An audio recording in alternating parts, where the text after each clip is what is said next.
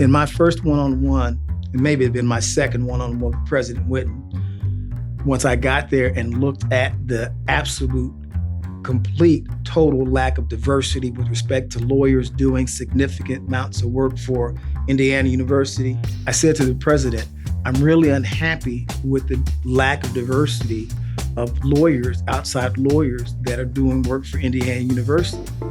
And she said to me, then change it. You have the ability to change it.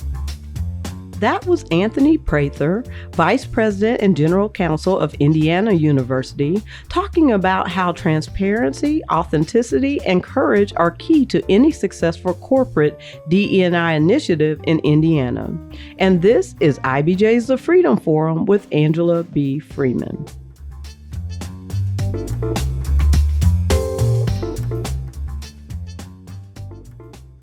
So, Anthony, welcome to the Freedom Forum, and thank you so much for joining us today. Now, before we get started, will you please tell our listeners a bit about you, your educational and professional background, and any other factors that led to you becoming the Vice President and General Counsel of Indiana University? Absolutely. But first, feel free to call me Tony. Okay. So I'm Indianapolis born and bred, spent all of my life here in Indianapolis, other than the 7 years that I spent in Bloomington as an undergrad and law student. Proud graduate of Pike High School, got my undergraduate degree and my law degree from Indiana University in Bloomington, Indiana. And I've spent, as I said, all of my life here. Before I became the Vice President and General Counsel at Indiana University, I was a partner at Barnes & Thornburg. Prior to that, I had roles here in Indianapolis as a deputy prosecutor in Marion County. I was an attorney with the Equal Employment Opportunity Commission. I was in-house with Ameritech and with Bridgestone Firestone. So I have a pretty diverse legal background.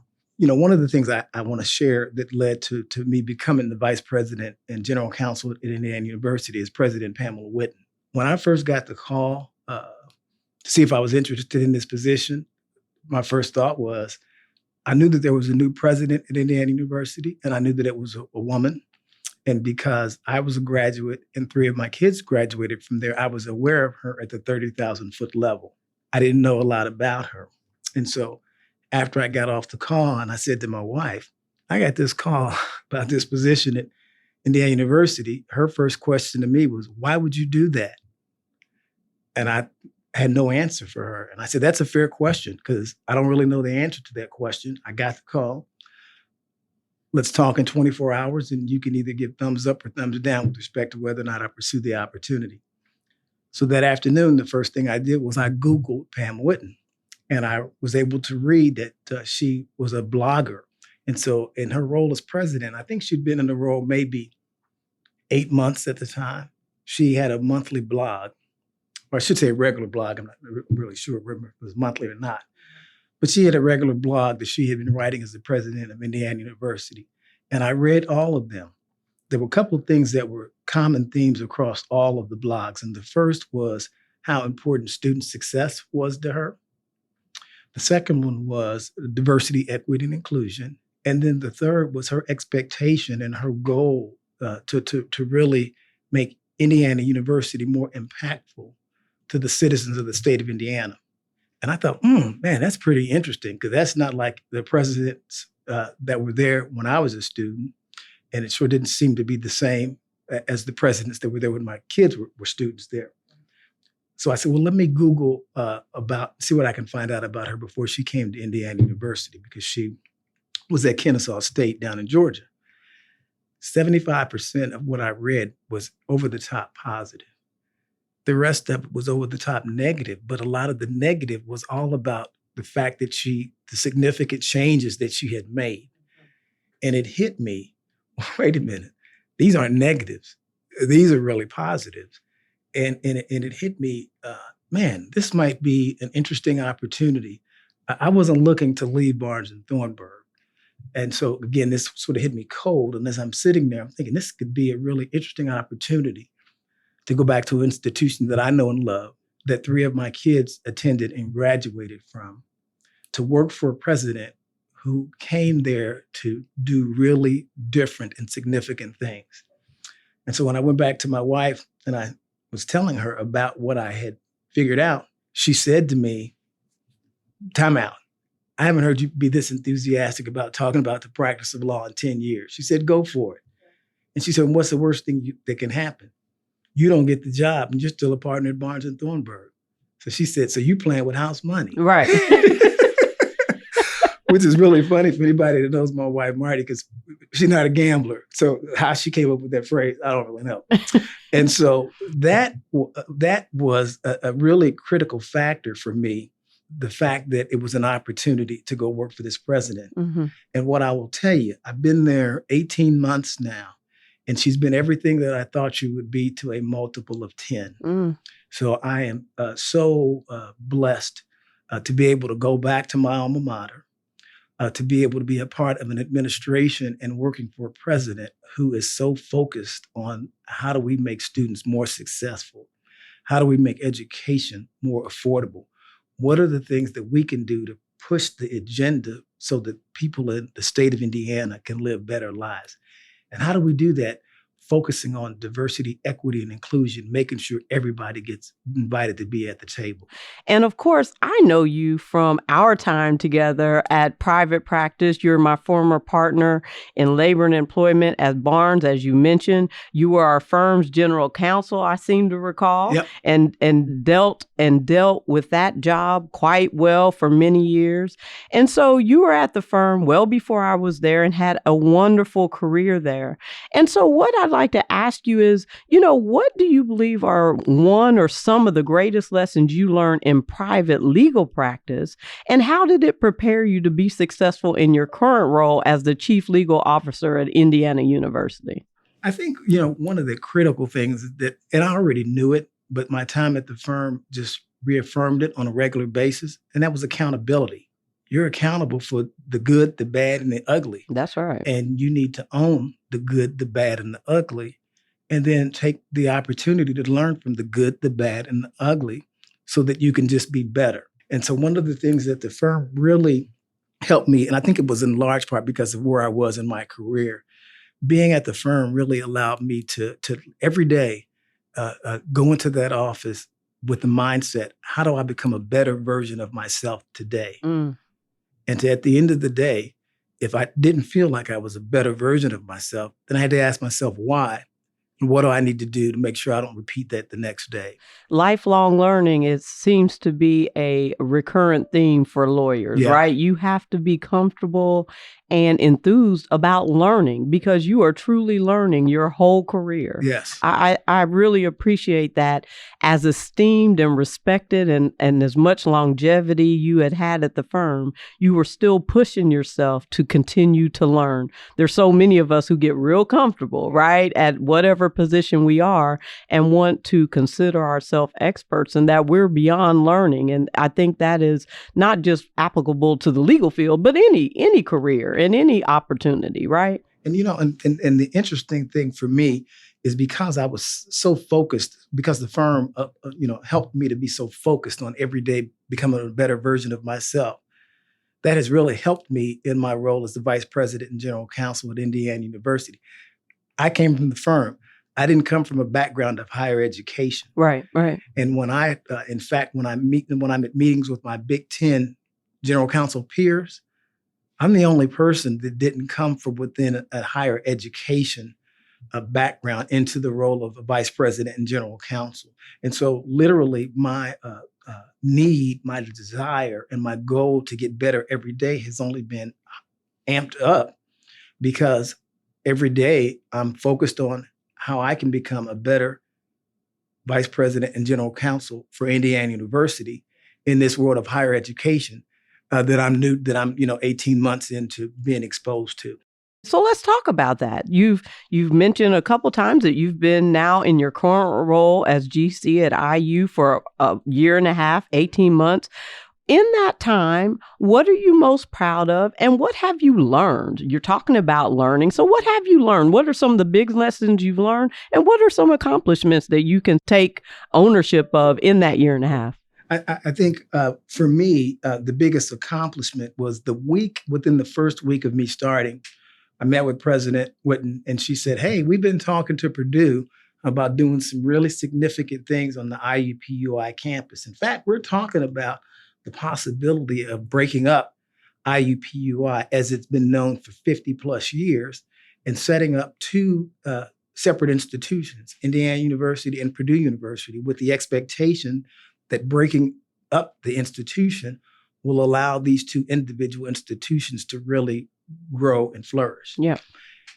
And I need you in your role as general counsel to be the lead on the team that will handle that particular project. And I can remember walking out of her office thinking, oh my goodness, I don't even think I had a parking spot at the time. And I've got this really significant assignment. And so 15 months later, and 15 months of working with a very well-respected colleague of mine, Steve Schultz, who's the general counsel at Purdue, he and I and our teams of lawyers were able to, in 15 months, really get into the weeds and over a 15-month period, do all of the legal work necessary to, we call it the definitive agreement, but to put together the definitive agreement that laid the foundation for the breakup of IUPUI and for the formation of Indiana University, Indianapolis, and Purdue University in Indianapolis. That absolutely has been my most unbelievable, and I'm really absolutely proud of getting that done. But part of going back to, so what did I learn from that? What I learned from that is the one, and I don't know that I learned it, it just reaffirmed it for me, and I saw it in a different, from a different perspective. One is the importance of a strong leader. President Whitten was absolutely at the forefront of the decision, along with the former Purdue President Mitch Daniels. They were the two who had the vision to sit down and say that this needed to be done.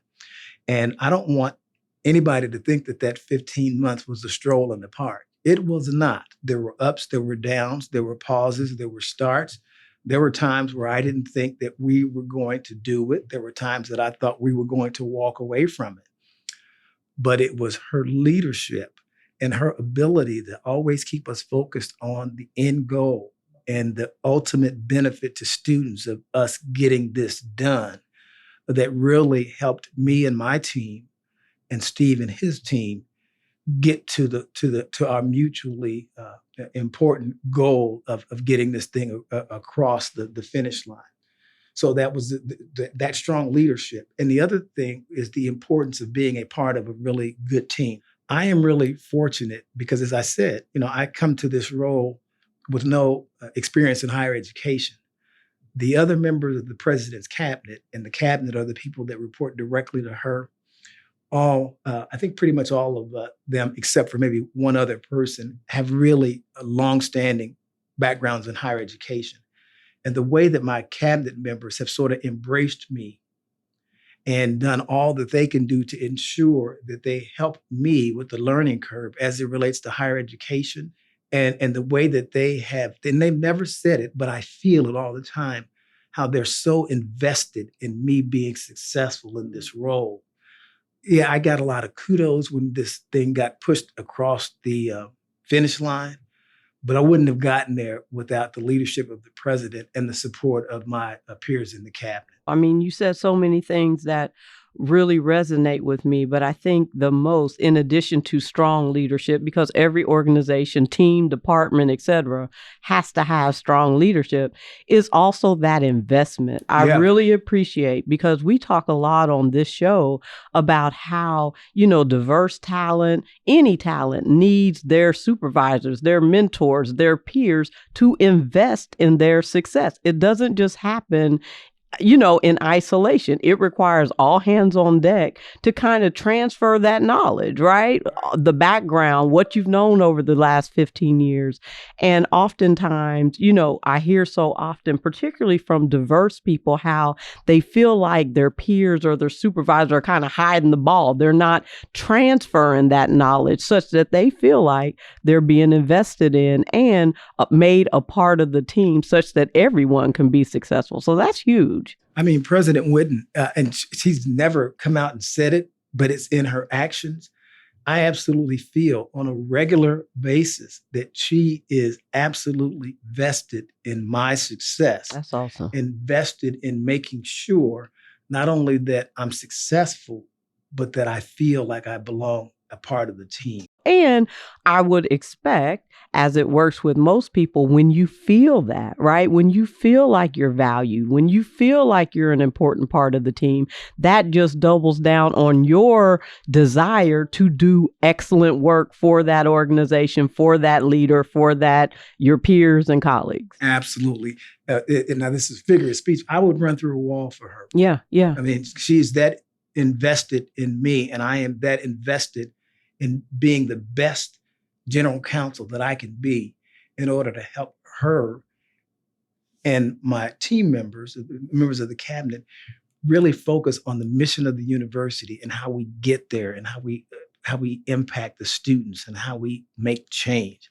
I'm all in. I love that. And I also appreciate, and we'll talk about this a little more, that even at your level, with all your seniority, with all your background, with all your knowledge, you are still in a position to take on new challenges and have a new team, a new leader invest in your success and appreciate how important that really is to you being successful, right? Absolutely. I think that's so powerful because, as I mentioned, we'll talk about this a little more, but we often talk about these things in the context of younger leaders, emerging leaders, people who are new to career. But the reality is that applies throughout your career journey. I agree 100%. Yeah. And I'm living it and I'm benefiting from it. So I know it's real. So you probably understand better than most, given your background and your experiences, about the challenges and opportunities that exist to increase diverse representation in the legal ranks in private practice and large law firms, as well as in-house. And you've been in both. You've now had you previously at Barnes had the outside counsel experience, and now you had the in-house counsel experience, and you had that even previously. So what role do you believe in-house counsel, general counsels, GC, and or the business professionals play in ensuring that their outside counsel law firms or even third-party vendors and suppliers have actionable and accountable measures or metrics to increase diversity at all levels of their ranks, and that progress is continually being made? They're critically important. And when I say they, I'm referring to general counsel and senior leadership, not so much in-house counsel because they are typically, again, working at the directive of the general counsel. But real change only occurs when the people at the top recognize that there's a reason to do it. And in an ideal world, they would recognize that the reason to do it is because it's the right thing to do. But in the reality of the situation, they sometimes get to that because they understand it's a business necessity. And one of the things that, from my perspective, those in that role must do is they must be willing to sit down and look that vendor or look that law firm in the eyes and say, you're not where I want you to be from a diversity perspective if you want to continue doing business with my company. I had that discussion with all of the major firms that I inherited that were doing work for Indiana University. And it wasn't a give and take discussion. It was me saying, there's a new sheriff in town and there are new rules, and the rules that you played by before no longer matter. In fact, they're unacceptable. And if you're not willing to play by the new rules, which means that everybody gets an opportunity to do work for Indiana University, then we need to shift this discussion and talk about transferring files immediately because there's no other option. And I was very comfortable in making those statements. And lawyers lost the opportunity to do work with Indiana University that had been doing work for a lot of years. And firms lost the opportunity to do work with Indiana University that had been doing work for a lot of years. There are new lawyers that are now doing work for Indiana University that are extremely qualified. And some of those new lawyers just happen to be diverse lawyers that never even got invited to be at the table. Right. There are now firms that are doing work for Indiana University because they understood that if they wanted to do the work, they needed to do a better job of making sure the diverse lawyers within their firm got an opportunity to do the work. And so I make no bones about the fact that these are the rules. There's no hidden agenda, and you can either work with me and continue or get an opportunity to do work for Indiana University or not. Right. Because no lawyer or law firm is indispensable from my perspective. It seems to me that, you have several general counsels that have that position and have made no bones about it. They are very direct in their expectations. They hold folks accountable. But it seems to me that there are still plenty of in-house counsels, GCs, et cetera, that haven't quite gotten there. DE&I, making sure that their outside counsel representation is not as much of an issue as continuing to just make sure the work gets done and gets done well. So what are some of your thoughts? What would you offer? What advice would you offer? Again, in-house counsel or GCs or business executives in Indiana that have the power to make real and needed change in their respective organizations with regard to the diversity and representation of their potential outside counsel or law firms, or again, even third-party vendors, but just don't feel empowered to really do so or make those demands or make those requests. You obviously didn't have any challenges, but what about those folks who, are still tasked with getting the work done and don't want the additional demands of making sure that their outside counsel has diverse representation to get in the way or be an excuse not to get the work done? So the first thing you have to do is you have to make sure that your view is in line with the CEO or your board of directors, the ultimate person that you report to. Because if it's not, if the person that you report to doesn't feel the same way, right, you're not going to feel empowered. And there's nothing that I can do to advise someone who's in a situation where he or she has a CEO or board of directors that does not feel the same way. Yeah. Other than, quite frankly, because me, I'm very real in my views.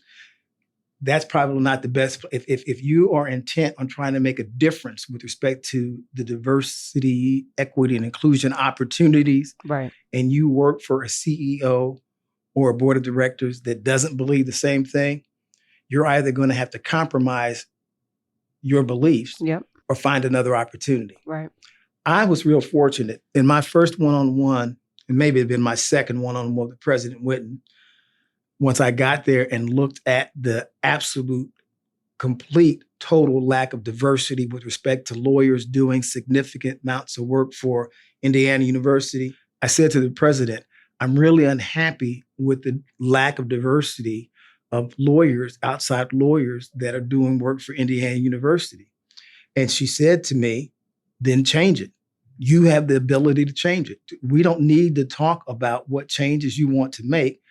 Part of the reason I brought you here was because I knew that you have the confidence and comfort to make changes. Absolutely. So if you're not happy with your outside counsel, change it. And that's all I needed to hear. I know that's right. That was the door opened. Absolutely. Yeah. And so I was very aggressive in my view because I knew I was going against probably, I don't know how many, surely not the whole 200 years, but for the vast majority, if not significant majority of the history, I'm pretty sure that outside counsel had not been told that you need to bring diverse lawyers to the table to do work for Indiana University. Yeah. So despite that 100 plus years, unless I will make it for simplicity purposes, say 100. So despite 100 years of nobody being tasked with this being important to them, I felt very comfortable after that meeting with her that I could absolutely immediately change the rules and immediately impact people both positively and negatively that were not willing to do what I had been empowered by the president to do. That's bold, even with the green light from President Whitten to do it, to actually implement it. I've spoken with so many GCs and in-house attorneys who, may feel empowered and are still a little squeamish about making those changes just because they don't want to shake everybody up. They don't want to, and I think that is just so empowering that you went in straight away and now you're a year and a half later and everybody's on board and you're doing good work and you're making amazing things happen, rather than waiting the year and a half just to get everybody comfortable with the fact that you're there to begin making those changes. So that's very powerful. And I hope that's a lesson for, the GCs in the city who are running huge legal operations to feel empowered to make changes where they believe change needs to be made. I sure hope so. I spent 20 years at the firm and I was on the flip side of it. And I heard so many times from people, and unfortunately at times people of color, man, I'd love to hire you, but I just can't afford to have you lose a case. Yeah. And I was like, okay, I've been doing this for a long time. I'm not tooting my own horn, but I'm really good at what I do because I work to the bone to be good at what I do. And for somebody to say to me, you're good, but because you're Black and I'm Black, and if you lose a case, that's going to negatively impact me, I would always think, well, how could you be any less impacted if the lawyer was white or anything else? Right. If you lose, you lose. So to justify not hiring me because you don't want to lose. But I heard that multiple times in the 20 years that I was at Barnes and Thornburg, and it was really frustrating. And at some point in time, I just understood that sometimes even when people of color get to a level of success, they still have a lot of the insecurities that sometimes just keep them sort of trying to be on that straight and narrow path and look more like the people that don't look like them than not. Yeah. And I've been really blessed in my life, and I've had a lot of ups and downs because of it. I've been really comfortable in my skin, and I will be comfortable in my skin until to whomever puts me down or whatever happens. But because I'm really comfortable in my skin, I'm really comfortable with people that look like me, right? Right. And because I've been in my skin for all of my, and you're an example. I'm not saying it just because we're talking. I have been blessed to meet some incredibly smart women and lawyers of color that are incredibly talented, and they're not getting their fair opportunity because of their gender or because of their race or because of their ethnicity. And because I suffered it, I know it's real. Yeah. And so I'm not going to step on the other side where I can now be the one handing out the candy and think that I'm not going to hand out candy to somebody that looks like me or somebody that's of a different gender to me. Everybody's going to get to eat as long as I'm the vice president and general counsel at Indiana University, because anybody I invite to the table can absolutely do the work. Yeah, that's so powerful. And I think there are so many people who need to hear that. So thank you.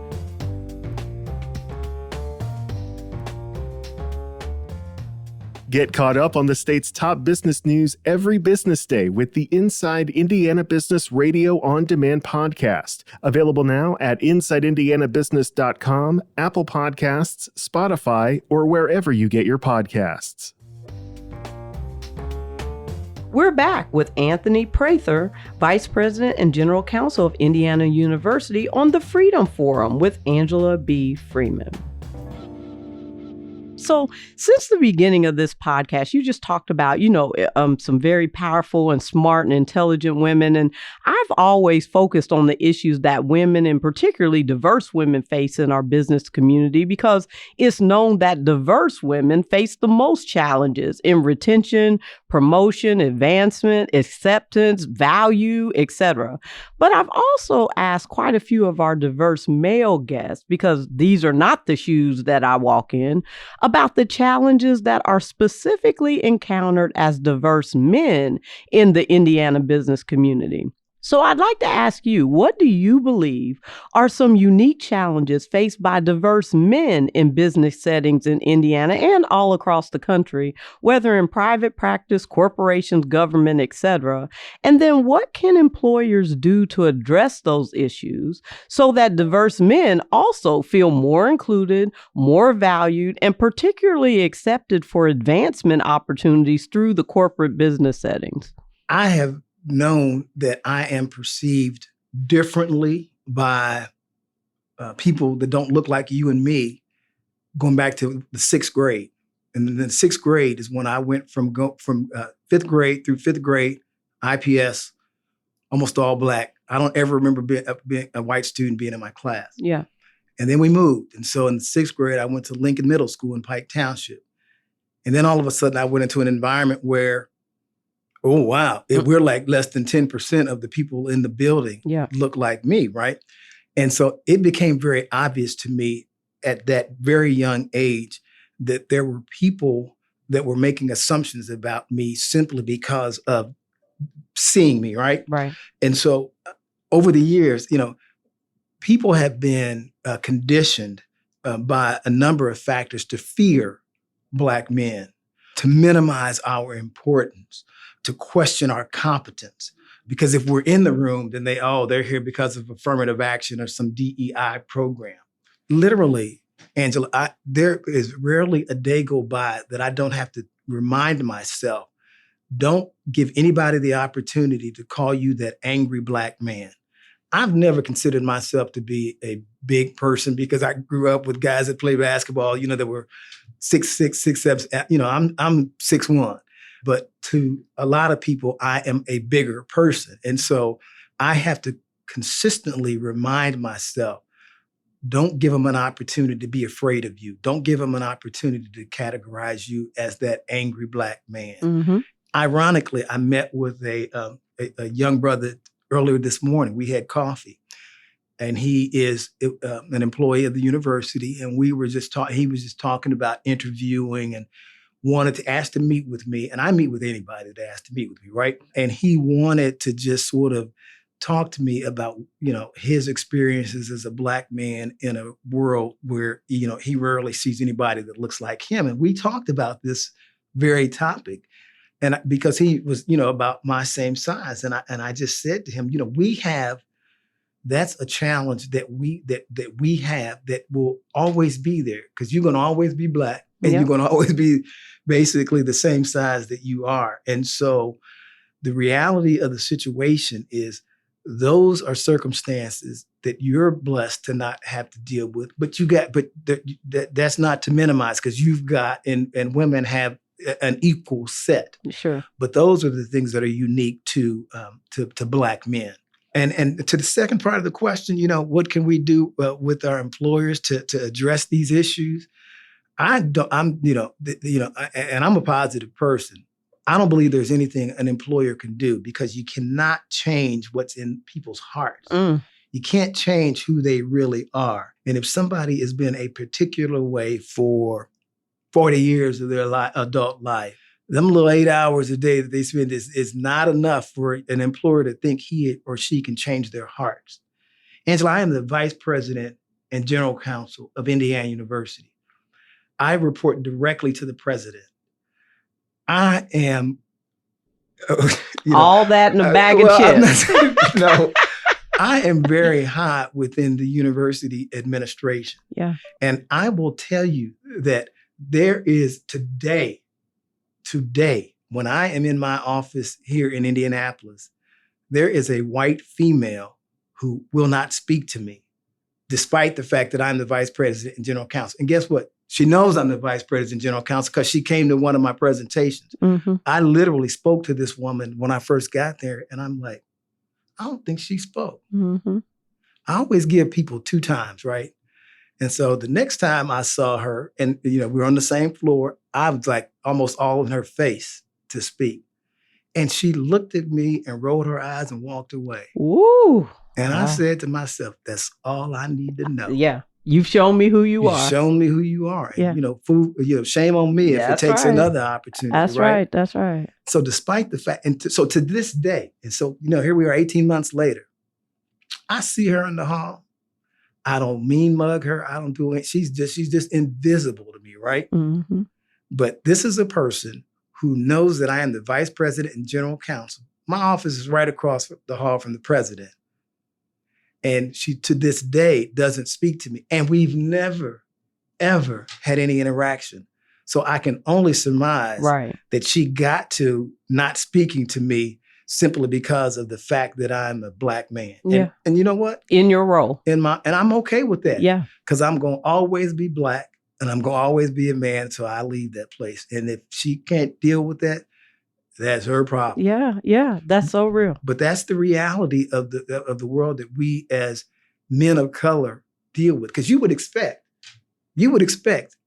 on that campus, me in this role, that even if people don't like Black people, they will at least speak. Like, I better speak because that's the general counsel. Right. But nah, she's so comfortable with her hatred of men of color that she can walk past the general counsel of Indiana University and not think twice about it. Not think twice about it, not be concerned about it, not be, and that shows the amount and the level of disdain that many people of color and both genders, at least she just shows you who you are. It's even more challenging when you are more of the female perspective. You're assumed to be the secretary or the admin or the whatever. So I appreciate you saying that, because I particularly think Black men often, don't talk about it, right? That's just the thing. But I've known so many Black men in so many high esteemed positions. At Lilly, my supervisor, super brilliant man, ran a whole department, but he also would tell me about the bigotry he faced when he stepped outside of them walls, when people had no idea who he was, right? And they just treated him like they would treat anyone. I really think it's important because as the vice president and general counsel in the role you're in at an institution that is so ingrained in Indiana life, like IU, I think it is so powerful for you, even today, to be able to say that I'm still experiencing that as we speak. Because I really think, non-diverse people think that so oftentimes, it can't be about race. Everything can't be about race. And you're right, everything can't be about race. But there's a lot of things that are straight up about race, especially when you don't even know me. We've never had a conversation. What else could it be about? Because it's not like you didn't like the outfit I wore yesterday or you didn't like how I spoke to you. We didn't have a conversation.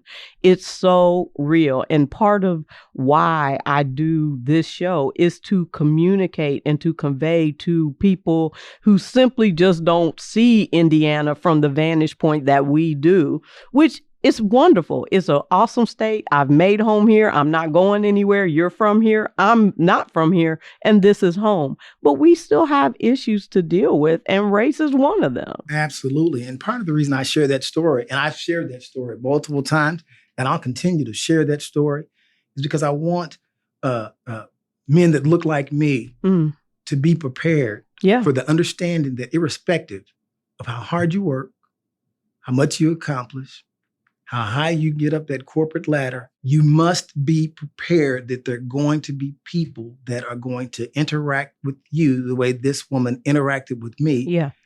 Again, irrespective of all of what you've done to get there. All the accomplishments. And you need to be, and I think that we as men need to be prepared for that, so that we know how to handle it and know how to handle it in a way that we don't cause a problem for ourselves. Yeah, to your point, so that you don't react in a way that gives you the stigma of the angry Black man, right? That's so powerful, and I really, really thank you for sharing that. So, I mentioned, Tony, you and I are a bit more senior than many of the emerging leaders that are currently entering or navigating their way through Indiana business environments. And I think most business professionals, whether diverse or not, can appreciate that we all get a bit more comfortable in our own skin, our own views, our own experiences. You mentioned, I'm very comfortable in my own skin. It may be a negative for me, but I am clearly comfortable in my own skin. And as we get a bit more senior in life and position, that just comes with it. But still, I think it's always valuable to discuss authenticity and ways any business leader in Indiana can effectively convey their own authenticity in a way that solidifies their brand, their objectives, and their value for the organization. So can you describe your approach to authenticity in establishing an inclusive workplace culture, and how necessary is empathy and or transparency in order to truly effectuate corporate DEI policies and advance real goals toward more representation, inclusion, fairness, and equity at all levels of an organization? Sure. So, as it relates to an approach to authenticity, I don't have one. I'm just me. Yeah. But the me that I am is built on decades of knowing what it's like to feel invisible in the workplace, decades of knowing what it's like to speak and not be heard in the workplace, decades of being minimized because of who I am, decades of having to listen to people make racially insensitive jokes, sexually insensitive jokes, and think that it is okay to say them in front of me because I really don't matter to them. And so for me, I got decades of being on the receiving end of that being invisible, being disrespected, being ignored, being trivialized. And because I have decades of that built in, it is natural within me. I don't want anybody to be in my aura anywhere around me, particularly as it relates to my office, whether it's in Indianapolis or in Bloomington. I don't want anybody that is in that office to feel invisible. Yeah. And so for me, it's just about being me, because me sees everybody. Me hears everybody. And to me, everybody matters. So I don't have an approach. I'm just me. And I don't really think about it except for you asking the question. And as it relates to empathy and transparency are critically important in the DEI space. But I'm going to tell you what I think is really more important because of where we are right now. And that's courage. Courage is critically important because DEI is being attacked. Yeah. It's become like there's a certain politician down in the southeast part of this country, and he and others have been able to sort of make DEI and make they've said co-opted these terms and made them into really negative terms. And so DEI is this boogeyman. And one of the things that was already happening before the Supreme Court's decision, last month on affirmative action, was that DEI was being attacked in higher ed, in corporate America. What that opinion did and will continue to do is embolden people to even ratchet up even more their attacks on diversity, equity, and inclusion in higher ed and in corporate America. You're already seeing it. Yep. Lawsuits have been filed in the last month challenging corporate DEI efforts. And so to me, courage has now become the most important thing that we in higher ed, we in corporate America need, because we need the courage to understand that as we continue to focus on the importance of DEI, that we're going to be attacked both from outside of the organization and within the organization. I don't have any misgivings about the belief that while a large part of the university community was really saddened by that Supreme Court decision, there's also folks within that institution that were happy about that decision. So to me, the empathy part sort of goes back to what I was talking about before. You got to really put yourself in somebody else's shoes for this thing to really work. And then to the extent that you are trying to do things, you just have to be transparent. People have to understand that you're coming from a good place. Yeah. I like that courage. I often talk about discomfort and how necessary discomfort is in DE&I work, because it does require you to kind of take yourself out of your comfort zone and put yourself in a position that, may not necessarily be familiar to you. But I really love you focusing on courage, because you're absolutely right. And in a day where, you just get beat down for what you say or what you can say or what you do say or what you don't say, what you stand for. It requires just living in your own skin and speaking your truth these days does require much more courage than it did even 5 years ago, when that wasn't the perspective of most people, or many people. I shouldn't say most people, but many people.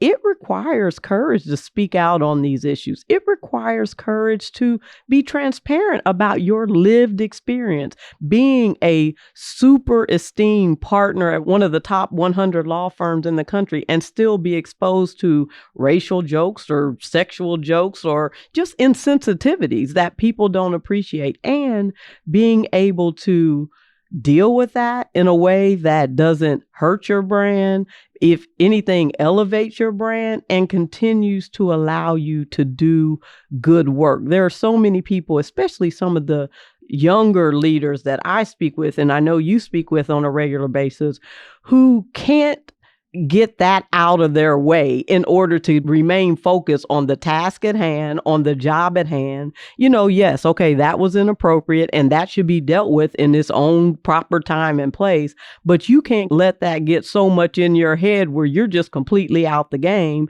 and can't perform and can't do what you need to do. That's when you show your value is, in spite of this foolishness, I still, brought in a new client or brought in a new book of business or whatever, hit the goal, whatever that objective is. I think that's where you continue or can show value. And that takes courage and it takes strength to work through that.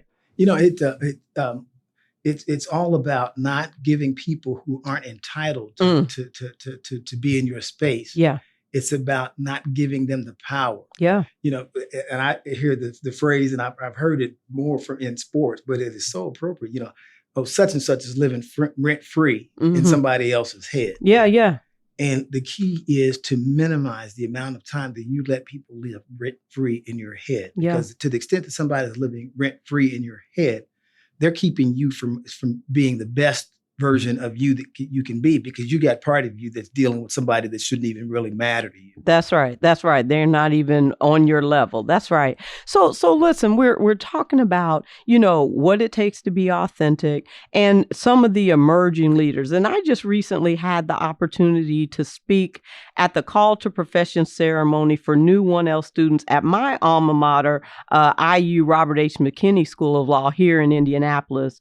And after that ceremony, a young lady, one of the new 1L students, approached me and she indicated that she had been working with you at IU and that you had been a phenomenal mentor, that you had really prepared her to start her legal journey, that you had been so patient, that you had taught her, and all these wonderful things about you. And of course, she made the connection because, of course, I mentioned that I was at Barnes.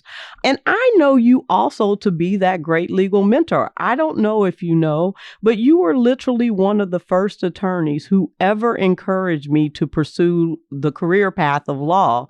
And you indicated to me, I'll never forget it, when I met you at Barnes, that, Angela, you will have a lot less challenges than so many new lawyers because you've been a professional, you're a parent, you've got some of those things that many new lawyers have to learn on their legal learning curve. You've got some of those things down and you've got that under your belt. So I'd like to know, what is your approach to mentorship, to sponsorship of emerging leaders and talented folks, particularly diverse talent? And how important is mentorship and sponsorship to the advancement and integration of diverse talent in any Indiana corporation, organization, or community? So, I have to answer that question by first sharing that, every day I start my day, not every day, but 99+% of the time, because every once in a while I'll forget and I do it at lunchtime. I start my day with a prayer. Mm. And I thank the Lord. I'm grateful for waking up. I'm grateful to see another day. Mm-hmm. I'm grateful for the opportunity to sort of be the best version of myself I can be. And I'm grateful for the blessings and protections that he bestows on my family. That's my everyday, right? Uh, I'm equally grateful for the people. And I can go back to when I was a kid. You know, I grew up just my mother, myself, and my sister. My father was not in my life. And I can go back to being a very young, impressionable boy, and there being predominantly men at that time, African American men whose, I was friends with their sons, who sort of took me under their wings. Mm-hmm. And so I can look back on 50 plus years of so many people, and I couldn't even begin to name the number of people that God has placed in my life that have mentored me, that have sponsored me, that have pulled me aside and said, you're doing wrong and you need to tighten it up, or you're doing right and you need to keep doing that. And so I know that I would not be the vice president and general counsel, but for all of these men and women, because there have been women that have mentored me also. I would not be in the role of vice president and general counsel. And so for me, it's all about, I got to give back to a multiple of 10 in deference and out of respect for those that molded me. Yeah. And so mentorship and sponsorship, that's like breathing to me. It's just a part of who I am. Yeah. You know, it's a fundamental part of who I am, and it will never change. And so for me, whether somebody's looking for a mentor, somebody's looking for a sponsor, somebody's just looking to be able to vent, or just, I'm going to make myself available. Like I said, I met with somebody today, and as I was talking to my wife about the meeting, and the funny thing was, I didn't even remember him reaching out. So when she was saying, "Well, who is it?" I'm like, I don't even remember his name. Let me look at my phone, because I know I had it in here, because he reached out a month or so ago, and I didn't need any details other than he's like, "Hey, I would just appreciate the opportunity to talk to you." And so for me, it is critically important that people like you and I know you do the same thing. It's critically important, if we have any desire for the greater good. It's critically important for those of us that have been blessed to get to where we are. Absolutely. To reach back and pull as many people forward as you can. Sometimes you got to get behind them and push them. Yeah. Yeah. But the reality of the situation is, it has to happen. Yeah, that's right. And I appreciate that, because you're absolutely right. I know for myself, there are so many people. You're absolutely right. I couldn't even begin to name, if I went all the way back to childhood, right? All the people who have seen something in me, pushed me, told me I need to apply for a program, or you'd be qualified for this, or whatever the case may be. And so it should be. And I think, certainly with diverse folks, and if we've attained any position of power or privilege, you should absolutely be giving back and mentoring. But even all the non-diverse folks, part of what I just told the 1L class at McKinney is, you have to be willing to learn from whoever is willing to teach you. And that means whoever. And all the times, that is not necessarily the right thing to do. You can just as easily learn what not to do, right? But you have to be willing to learn from anyone. I've heard so many diverse folks say, well, there are no Black people in my department, so I just don't have a mentor. Well, there's plenty of people who can be your mentor. It doesn't necessarily mean they have to be Black. Now, certainly that's always helpful, right? If you have diverse folks, it will always, be beneficial to have more diverse folks around. But that certainly doesn't equate to the opportunity you have to learn or to grow, or to your point, be a better version of yourself every single day. And so I want people to, think broadly about mentorship and sponsorship. It may not be the person who looks like you, or you're familiar with, or comes from the same school, which is all metrics that many of us look to, when we're looking for mentors. People who came from the same school as us, people who came from the same part of the country as us, those kind of things.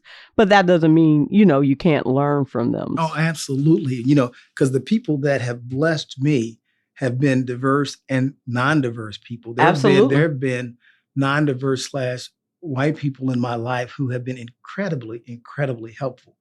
I left Bridgestone Firestone. That was the job I had before I went to Barnes and Thornburg. When I went to Bridgestone Firestone's commercial roofing division, I was the only, I was the only person in senior management that was of color, right? And I met a guy named George Furman, and George was like this is roofing contractor business, right? And he was like the roofing expert. And I remember him saying to me, "Hey, I'm going to somewhere in Illinois. Why don't you go with me? We can go look at this roof, and I'll just sort of, educate you on roofing." Sure. And he was so instrumental, because the part of being a good general counsel is understanding your client's business, Sure, right? Sure. And George so much invested in me. I left Bridgestone Firestone 22 years ago. We still get together. Yeah. I mean, we are still friends. Yeah. He was so impactful in the success that I had on that job. And there was we had nothing in common, just on the surface. Yeah, that's awesome. And that's what, I tell people all the time, that's what DE&I is, the ability to get to know other people that otherwise you would never have the opportunity to get to know their traditions, their backgrounds, their foods, their beliefs, etc. For me, that makes life so rich, that you have and are placed in opportunities to get to know so many different kinds of people. So I'm glad George was instrumental for you, as you have been for so many of us. And so as we begin to come to a close, and as you reflect on your career journey to this point and all the challenges and successes that you've talked about that were required for you to be in your current position of influence, what have you learned during this phase of your career that you wish younger, diverse professionals and their corporate leadership or management or supervision would know and appreciate earlier in one's career development in order to avoid some of the unnecessary pitfalls or disappointments while they're being mentored and championed and positioned for success on their career journey?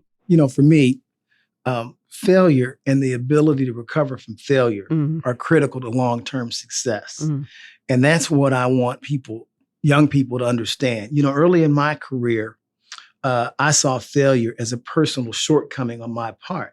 And I was always very critical. My wife always says I'm my worst critic. And I admit that, and I have always been.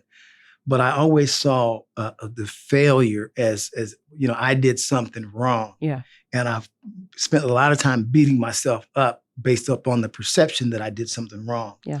But at some point, it began to click for me that no, failure and the ability to recover from failure, to look back and analyze why you failed and to learn from that is really an opportunity to become better. Yeah.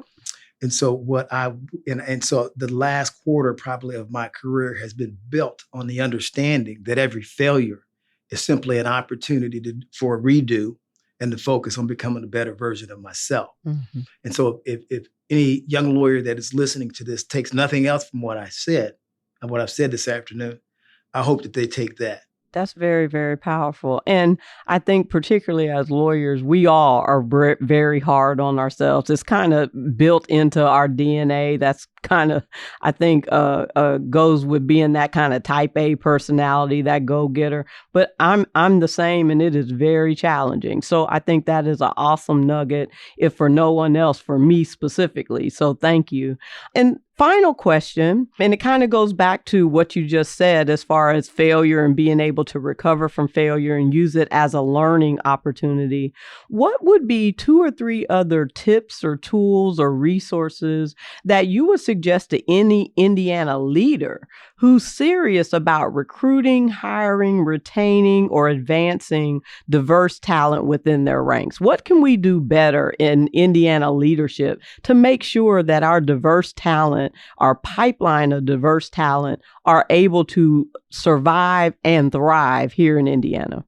The first thing that jumps out to me is those in those positions need to step out of their comfort zone. What I mean by that, step out of a comfort zone where you only interact with people that look like you, that think like you, that you only really associate in the workplace with people that look like you or think like you, or people that experience life similar to the way that you've experienced life. Mm-hmm. That's the critical first step, because you will only see your diverse talent and give them an opportunity and give yourself an opportunity to value them if you get to know them. Mm-hmm. But that's a hard thing for people to do. Yeah. And so that to me is probably the most important thing. The second thing, and I have done this in the multiple searches that we've done over the last year and a half, is you demand of those that bring applicants to your attention for a particular position, you demand that that applicant pool be diverse. Mm-hmm. You're not guaranteeing anybody a job because they're a diverse applicant, but you ought to demand of those that bring people before you that they bring a diverse pool of talent before you for you to consider. And then if you are really serious about it, invest in that talent. Invest your time, invest your talents in that person. I've been practicing law for 40 years, and the president of Indiana University is absolutely, at this stage of my practice, at this stage of my life, is investing the time, the energy, and the effort in my success. Yeah. And if the president of Indiana University can do that for me in my role as the vice president and general counsel, there's no excuse. That's right. There's no excuse for anybody to not, if you're really serious, there's no excuse to not model that behavior. Yeah. Tony, this has been so powerful. I've gotten to know so much more about you than I didn't know, but I think this will be very, very impactful. You were so transparent, so forthcoming, and we just really appreciate you sharing your time, talents, and energy with us. Thank you for being on this 25th episode of the Freedom Forum. Thanks for being here today. Thank you for the invitation. It's always good to talk to you and to be able to talk to you in this forum with you doing what you're doing. I'm just honored to be here. Thank you again to Anthony Prather, and thanks to you for joining us on this 25th episode of IBJ's The Freedom Forum with Angela B. Freeman. Please come back next month for another conversation about diversity, equity, and inclusion in the Central Indiana business community.